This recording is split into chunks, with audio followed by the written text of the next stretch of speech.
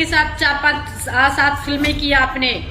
जब पवन जी काम दे रहे थे, पैसे दे रहे थे, तब तो आपके लिए बहुत अच्छे थे। क्या अपने दम पे हो तुम, और क्या थी तू अपने दम पे, तुम क्या थी?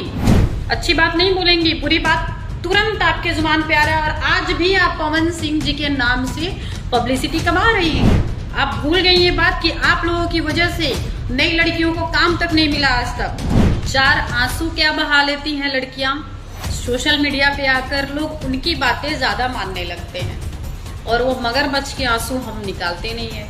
हमारे जो सुपरस्टार है पवन सिंह जी, उनको लेकर बहुत बवाल हो रहा है, तलाक को लेकर, शादी को लेकर। फिर वो सिंह है, वो सिंह मीडिया में आके इतना बकवास कर रही हैं, जिनको मुंह तोड़ जवाब देने के लिए कोई लड़की सामने नहीं आ रही है।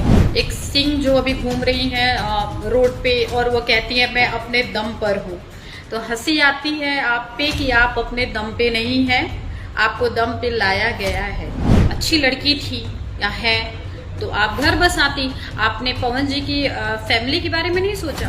आप भूल गई ये बात कि आपने कभी किसी लड़की को कॉल करके बोला कि हाँ तुम्हारे लिए रोल है, आ जाओ। लेकिन हाँ, मंगलसूत्र और सिंदूर लगा के जरूर बैठी रहती थी आप।